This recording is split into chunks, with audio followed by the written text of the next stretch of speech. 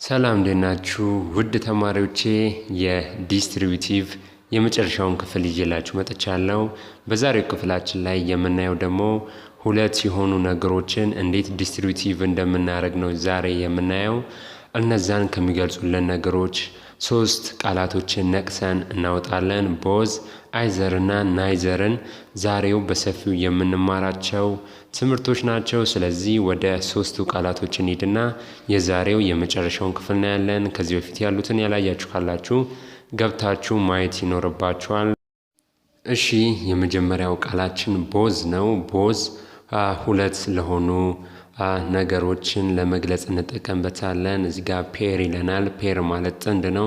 ጥንድ የሆኑ ነገሮችን ለመግለጽ፣ ሁለት የሆኑ ነገሮችን ለመግለጽ ቦዝን እንጠቀማለን ማለት ነው። ከዚህ በፊት ኢች ኦፍ፣ ኦል ኦፍ እያለን ዲስትሪቢዩቲቭ ክፍል 1 ክፍል 2 እያለን ባየናቸው ውስጥ ልክ እንዳየነው እንደ ሌሎቹ እንደ ኦል እና እንደ ኢች እንዲሁም እንደ ሃፍ አጠቃቀም ሃፍ ኦፍ፣ ኢች ኦፍ እንደምንለውም ቦዝ ኦፍ ስንል ብዛት የሚገልጹልንን ፕሮናውን ተክቶልን ይገባል። ፕሉራል ፕሮናውን የምንላቸውን ተክቶልን ይገባል። እንዲሁም ብዛት ያላቸውን ናውኖችን ስንጠቀም ኦፍን ከበስተኋላው እናስከትላለን ማለት ነው። ስለዚህ ቦዝ ኦፍ ስንል ብዙ ለሆኑ ስሞችና እንዲሁም ፕሮናውኖች የምንጠቀመው አጠቃቀም ነው ማለት ነው። እሺ፣ ቦዝን እንዴት ልንጠቀም እንችላለን የሚለውን ምሳሌዎች እንመልከት።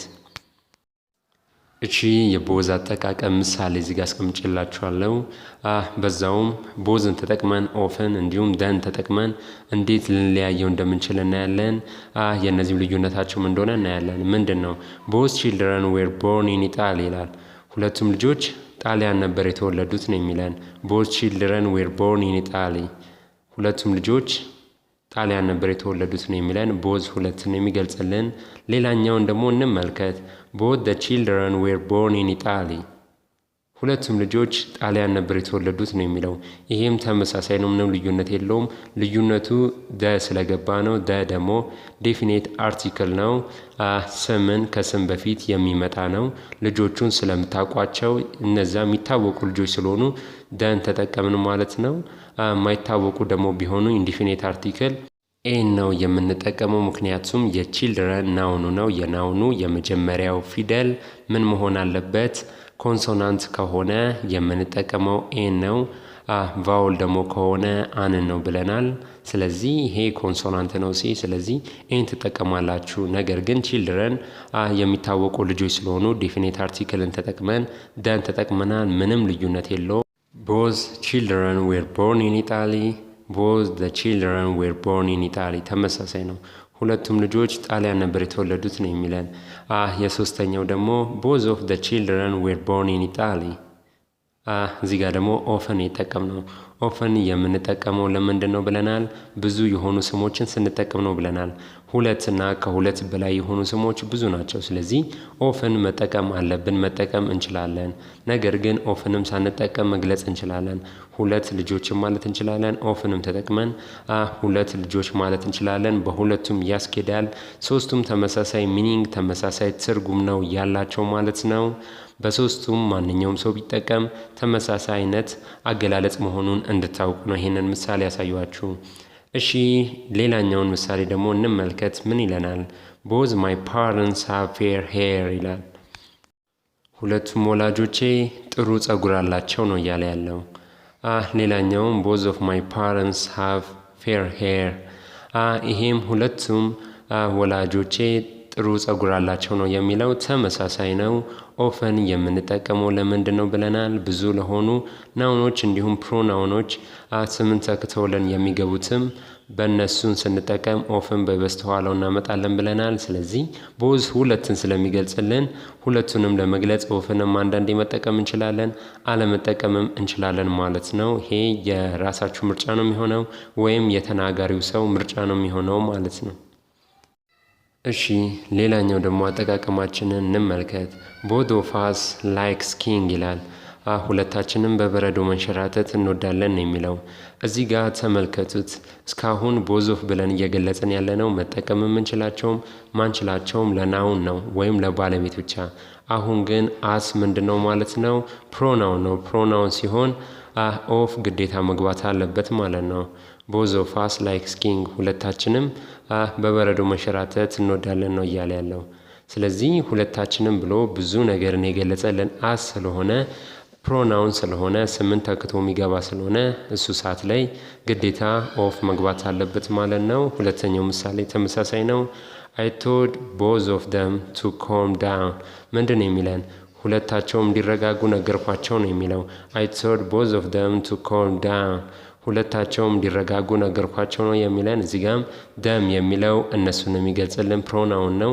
ስምን ተክቶ የገባ ነው። ስለዚህ ግዴታ ኦፍ መግባት አለበት ማለት ነው። ስለዚህ ልዩነታቸው ይሄንን የሚመስለው ፕሮናውን ሲሆን ግዴታ ኦፍ መግባት አለበት፣ ናውን ግን ሲሆን እንደየፍላጎቶቻችሁ ነው ማለት ነው። እሺ ሌላኛው ደግሞ ፔር ለሆኑ ነገሮች ሁለት ለሆኑ ነገሮች የምንጠቀመው አይዘር የሚለውን ነው። አይዘር የሚለው ፔር የሆኑ ነገሮች ጥንድ የሆኑ ነገሮች ውስጥ አንዱን ብቻ አውጥተን ስንጠቀም ነው ማለት ነው ይሄንን የምንገልጸው። ሌላው አይዘርን የምንጠቀመው ፖዚቲቭ ለሆኑ አረፍተ ነገሮች ነው፣ ወይም ደግሞ አዎንታዊ የምንላቸው ጥሩ ነገር ብቻ ስናወራ የምንጠቀማቸው ናቸው ማለት ነው። አፍራሽ የሌለባቸው ወይም ትክክለኛ ቀጥተኛ እንዲሁም ፖዚቲቭ ለሆኑ ነገሮች አይዘርን እንጠቀማለን። አይዘርም ልክ እንደ ቦዝ ፕሉራል በሚሆኑበት ሰዓት ላይ ፕሮናውናቸው ምንን እንጠቀማለን ማለት ነው? ኦፍን ከበስተኋላው መጠቀም አለብን ማለት ነው። እሺ ይሄን ያክል ስለ አይዘር ካየን ምሳሌዎቹን እንመልከት። እሺ አይዘርን ተጠቅመን ምሳሌዎች እዚህ ጋር እንመለከታለን። የመጀመሪያው ምን ይለናል? I can stay at either hotel ምንድነው የሚለው? አንዳቸው ሆቴል ላይ መቆየት እችላለሁ ነው እያለን ያለው። ሁለት ነገር ከሆኑት ውስጥ አንዱን እያወጣ ነው ማለት ነው። I can stay at either hotel ከሁለታቸው አንዱ ላይ አንዱ ሆቴል ውስጥ ማረፍ እችላለሁ መቆየት እችላለሁ ነው እያለ ያለው። እሺ ሁለተኛው ምሳሌ ምን ይለናል? either day is fine for me ከሁለቱ አንደኛው ቀን ለኔ ጥሩ ነው እያለ ነው። either day is fine for me ከሁለቱ አንደኛው ቀን ለኔ መልካም ነው ቆንጆ ነው እያለ ነው ማለት ነው። እሺ ሌላኛው ምሳሌ ምን ይለናል? there are two chairs here you can take either of them ምንድነው እያለ ያለው? ሁለት ወንበሮች እዚህ አሉ እና አንዱን መጠቀም ትችላለህ ከሁለቱ ነው እያለ ያለው። there are two chairs here you can take either of them ሁለት ወንበሮች እዚህ አሉ እናንተ አንዱን መጠቀም ትችላለህ ነው እያለ ያለው። እሺ ሌላኛው ምሳሌ ደግሞ እንመልከት። እስካሁን ኤዘርን ብቻ ነው ያየነው። አሁን ደግሞ ኤዘር ኦፍ የሚለውን እንመለከታለን ማለት ነው። ምን ይላል? ኤዘር ኦፍ ዩ ካን ካም ምንድነው እያለ ያለው? አንዳችሁ ከሁለታችሁ አንዳችሁ መምጣት ትችላላችሁ ነው የሚለን። ኦዘር ኦፍ ዩ ካን ካም ከሁለት አንዳችሁ መምጣት ትችላላችሁ ነው እያለን ያለው። ኤዘር ኦፍ ዘ ሆቴልስ ዊል ቢ ፋይን ከሁለቱ አንዱ ሆቴል ጥሩ ይሆናል ነው እያለን ያለው። either of the hotels will be fine ከሁለት ሆቴሎች አንዱ ጥሩ ይሆናል ነው እያለን ያለው።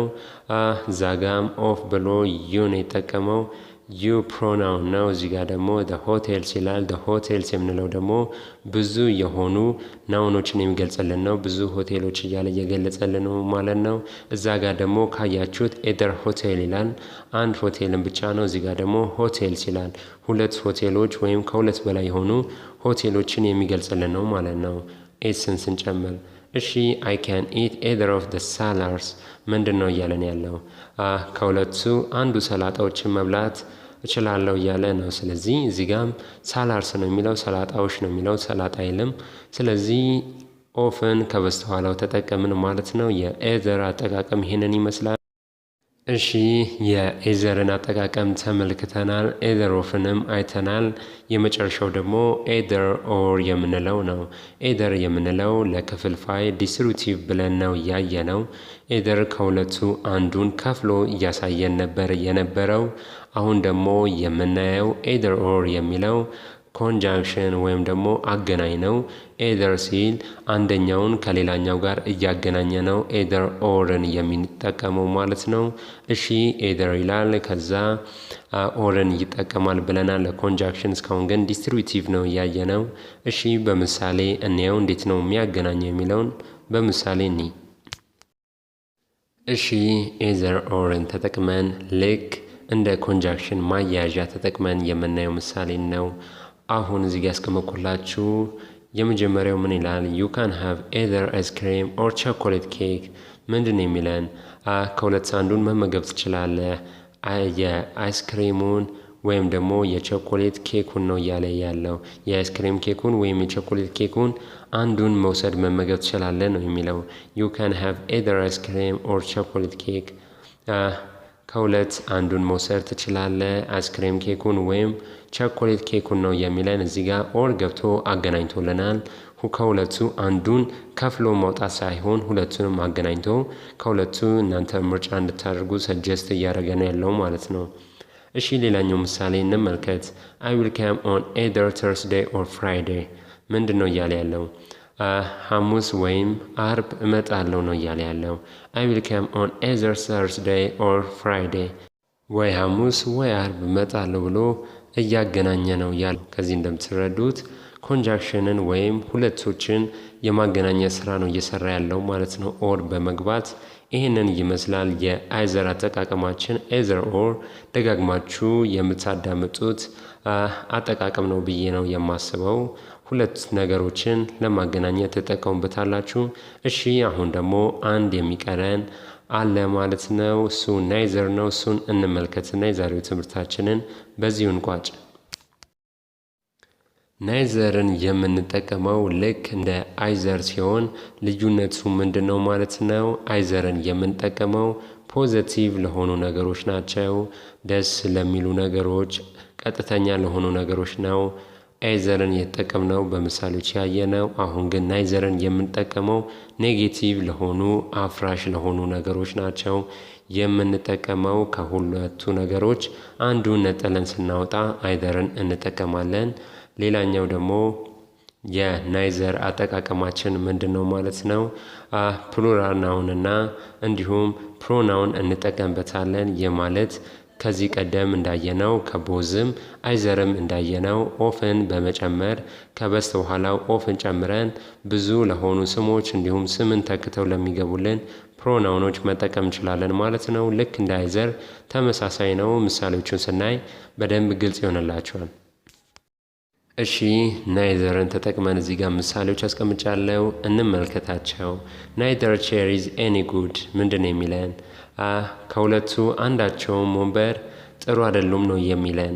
ናይዘር ቼር ኢዝ ኤኒ ጉድ ከሁለታቸውም አንደኛቸውም ወንበር ጥሩ አይደለም ነው የሚለን። ስለዚህ ምንድነው? ደስተኛ ለመሆን ነገር አለ። ጥሩ ስላልሆኑ ደስተኛ አይደለም። ስለዚህ ኔጌቲቭ ነው ማለት ነው።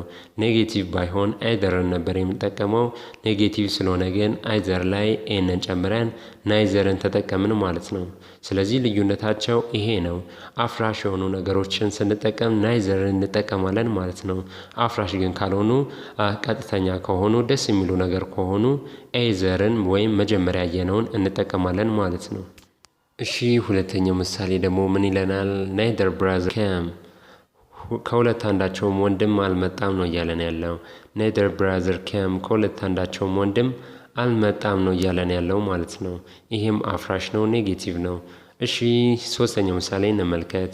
which bag do you want የትኛውን ሻንጣ ወይም የትኛውን ቦርሳ ወደድሽ እያለ ነው። neither of them ሁለቱም ከሁለት አንዳቸውም ደስ አይልም እያለ ነው ማለት ነው። which bag do you want የትኛውን ሻንጣ የትኛውን ቦርሳ ወደድሽ። neither of them ከሁለቱም አንዱም ደስ አይሉም ብሎ እየተናገረ ነው ወይም ምላሹን እየሰጠ ነው ማለት ነው። እሺ ይሄ የናይዘር አጠቃቀም ነው። ናይዘር ኦፍ ብለን ደግሞ አንድ ምሳሌ እንመልከትና ወደ ሌላኛው አጠቃቀማችን እናልፋለን። ምንድነው የሚለን? ይሄ ናይዘር ኦፍ አስ ዌር ኦን ታይም ሁለታችንም በሰዓቱ አልነበርንም ነው የሚለው። ናይዘር ኦፍ አስ ዌር ኦን ታይም ሁለታችንም በሰዓቱ አልነበርንም ነው እያለ ያለው። አለመኖራቸው ጥሩ አለመሆኑን ነው እየገለጸልን ያለው። ስለዚህ ኔጌቲቭ ሚኒንግ ወይም ኔጌቲቭ ሴንቴንስ ነው ማለት ነው ይሄ። ስለዚህ ናይዘርን ተጠቅመናል። የናይዘር አጠቃቀም ይሄንን ነው የሚመስለው። ናይዘር ኦፍንም ናይዘርንም አይተናል። ናይዘር ኦፍ ያልነው እዚህ ጋር አስን የጠቀምነው አስ ደግሞ እኛን የሚገልጽልን ነው። እኛ ደግሞ ስምን ተክቶልን የሚገባው ፕሮናውን ብዙ የሆኑ ነገሮችን የምንገልጽበት ነው። ለዛ ነው ይሄን የጠቀምነው። አሁን ሌላኛውን ደግሞ የናይዘር ኖር የሚል አጠቃቀምን እንመልከትና የዛሬው ትምህርታችንን እንቋጭ። ናይዘር ኖር መጀመሪያ በቀድሙ ኤዘር በሚለው ኤዘር ኦር ብለናል። በናይዘር ደግሞ ናይዘር ኖር ነው የምንለው። ኤን ምንድነች? ኔጌቲቭ ነች። አይዘር የሚለው ላይ ኤን ጨምረ ናይዘር አለን። ኦር ብለን ነበር ቅድም፣ ኤን ጨምረ ኖር አለን። ምንድነው ኤን የሚገልጽልን? ኔጌቲቭ ማድረግ ነው። ኤዘር ኦር የሚለውን ኔጌቲቭ ስናደርገው ነው ናይዘር ኖር የምንለው። ኦር የሚለውን ኖር፣ ኤዘር የሚለውን ደግሞ ናይዘር ማለት ነው። ኤን እየገባ ያፈርስልናል ማለት ነው። ኤን እዚህ ጋር አፍራሽ ሆኖ ነው የገባው። እሺ ናይዘር ኖር የምንለው ልክ ቅድም እንዳልነው ዲስትሪቢቲቭ አይደለም፣ የሚከፍልልን አይደለም፣ ነገር ግን የሚያገናኝልን ነው። ሁለቱን ያገናኝልናል። ቅድምም አይተኗል። ከሁለቱ አንዱ ብቻ ብለን ከፍለን ማውጣት ሳይሆን ይሄኛው ወይም ያኛው ብለን ሁለቱን የምናያይዝበት ነው ማለት ነው። እሺ ይሄንን ካለን ምሳሌ እንመልከት። እሺ እዚህ ጋር ምሳሌ አስቀምጬላችኋለሁ። ናይዘር በኮንጃክሽን አያያዥ ሆኖ ሲገባለን ነው ኖርን እንጠቀማለን። ዩ ካን ሃቭ ናይዘር ኩኪስ ኖር ካንዲ። ምንድን ነው እያለን ያለው? ኩኪስ ወይም ብስኩቶችን ወይም ደግሞ ከረሜላዎችን መመገብ አትችልም ነው የሚለው። ናይዘር አፍራሽ ነው ብለናል። ስለዚህ እዚህ ጋር እያፈረሰ ነው ማለት ነው። መመገብ አትችልም ነው እያለ ያለው። ዩ ካን ሃቭ ናይዘር ኩኪስ ኖር ካንዲ። ከረሜላዎችንም ሆነ ኩኪሶችን መመገብ አትችልም እያለ ነው ማለት ነው። ሁለቱን ቃላቶች አያያዘልን ማለት ነው ኖር ገብቶ። ኢት ኢዝ ናይዘር ሬኒንግ ኖር ስኖዊንግ። ምንድን ነው እያለን ያለው? እየዘነበም ሆነ የበረዶ እየጣለ አይደለም ነው እያለን ያለው። ኢትስ ናይዘር ሬኒንግ ኖር ስኖዊንግ። በረዶም እየጣለ አይደለም እየዘነበም አይደለም ብሎ እዚህ ጋም አፍራሽ የሆነ ቃላት ተጠቅሞ እያፈረሰ ነው ማለት ነው። እየዘነበም አይደለም በረዶም እየጣለ አይደለም ብሎ ነው እየገለጸልን ያለው። እሺ የመጨረሻ ምሳሌ እንመልከት። ሺዝ ናይዘር ቶል ኖር ሾርት። ምንድነው የሚለን? ረጅምም አጭርም አይደለችም ነው እያለን ያለው። ሺዝ ናይዘር ቶል ኖር ሾርት። ረጅምም አጭርም አይደለችም ብሎ እየገለጸልን ነው። ነች ቢሆን ኖሮ ፖዚቲቭ ነው፣ ነገር ግን አይደለችም ስለሆነ ኔጌቲቭ አፍራሽ ነው ማለት ነው። ስለዚህ የናይዘር እና የኤዘር ልዩነት ይሄንን ነው። ኤንን ከፊቱ በማስገባት ብቻ ኤዘርን ወደ ኔጌቲቭ ወይም ወደ አፍራሽ መለወጥ እንችላለን ማለት ነው። የዛሬው ትምህርታችን ይሄንን ነው የሚመስለው። ይሄ ኤስዲቲው ነው። እንግሊዝኛ ቋንቋን እንዲሁም አነቃቂ የሆኑ ቪዲዮዎች የምታገኙበት የዩቲዩብ ቻናል ነው። የሁላችሁም የሆነ ዩቲዩብ ቻናል ነው። ስለዚህ ሰብስክራይብ፣ ላይክ፣ ሼር ከእናንተ ጠብቃለሁ። እናንተ ያንን ነገር አድርጉ። እኔ ደግሞ ለእናንተ የሚገባውን ትምህርት የሚገባውን ቪዲዮዎች እያዘጋጀው ለቅላችኋለሁ። ለሁላችሁም መልካም ጊዜ ይሁንላችሁ።